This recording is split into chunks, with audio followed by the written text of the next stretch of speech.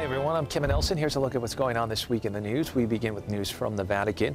According to a statement released by members of Pope Francis's International Council of Cardinals, the Vatican is planning a response to allegations made against the Pope by a former nuncio. The members of the council also expressed their support of Pope Francis, and the statement also indicated that the structure and composition of the council itself may be changing. Rome Reports has more on the statement. The Council of Cardinals expresses its solidarity with the Pope for what has happened in recent weeks and adds that the Holy See will soon formulate possible and necessary clarifications in this regard. The Council was founded 5 years ago to help the Pope reform the Curia and governing of some church issues. Now that the reform project is practically finished, they have asked the Pope to reflect on the work, structure and composition of this council, taking into account the advanced age of some of its members. In this way, they are making it easier for Pope Francis to name new members and to let others go.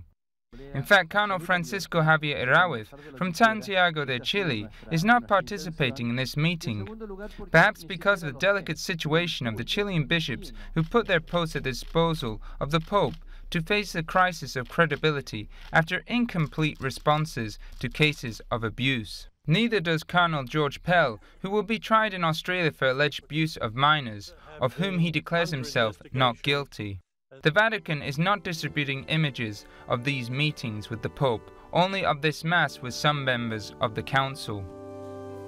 This three-day September session of the Council was the first since news broke about the sexual abuse investigation against then Cardinal Theodore McCarrick, since the release of the Pennsylvania grand jury report, and since the publication of a document by the former nuncio to the United States alleging that Pope Francis knew of Cardinal McCarrick's sexual misconduct.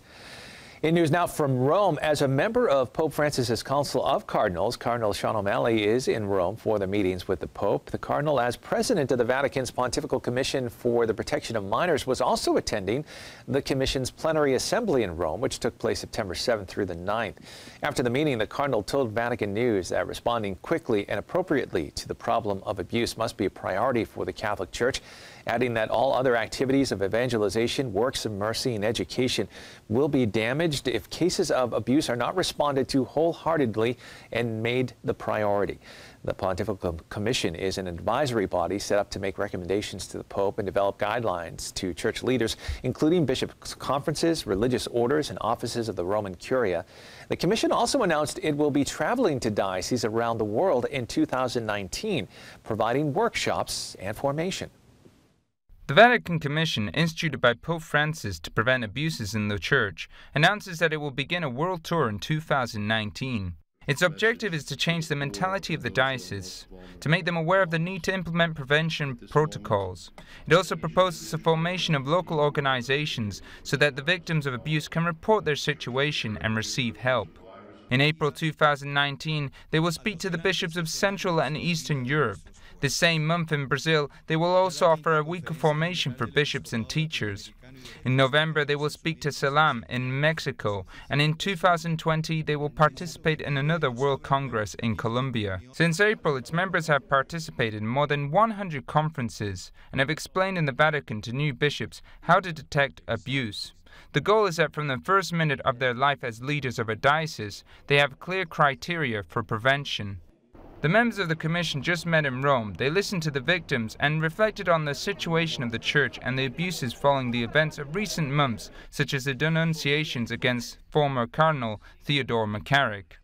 The Commission has also recalled that its role is not to investigate allegations of abuse, but to raise awareness of how to prevent them. The investigation is a task of the Congregation for the Doctrine of the Faith, with which they will hold several brief meetings. Cardinal O'Malley, as president of the Commission, also makes it a point to invite clerical abuse survivor and former Commission member Marie Collins of Ireland to speak to new bishops so they can hear directly from a victim who has experienced the horror of abuse and explain the consequences and repercussions for the individual, their family, and the whole community. Collins was unable to attend the Pontifical Commission this year, but had made a video which was shown to the 200 bishops appointed in the past year. And 74 of those 200 new bishops had an audience with the Pope while they were in Rome, taking courses for new bishops, which is sponsored by the Congregation for the Evangelization of Peoples. This group of bishops are from mission territories, which include 34 countries in Africa, Asia, Oceania, and Latin America. Pope Francis met with 74 newly appointed bishops from the mission territories of 34 countries of all continents. They are participating in a course held at the Vatican to learn about their new roles and responsibilities. Pope Francis spoke to them about 3 essential traits that a bishop needs to be: a man of prayer, a man of proclamation, and a man of communion. Questo è il pastore che prega, uno che ha il coraggio di discutere con Dio per il suo gregge. Attivo nella preghiera, condivide la passione e la croce del suo Signore. During the meeting, the Pope also spoke up against clericalism and leaderism, saying no to abuse, either of power, of conscience. Any abuse means strongly saying no to any form of clericalism. In this way, he was telling them that they are not owners of their diocese, but should be of service to the people. The Pope added that a bishop doesn't live in his office like a company administrator, but among the people on the roads of the world.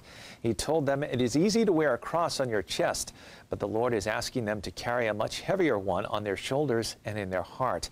He asked them to share his cross. Well, that is all the information we have for you this time. I'm Kevin Nelson. Don't forget, you can keep up to date on Catholic news throughout the week with Catholic Newsbreak right here on the Catholic TV network.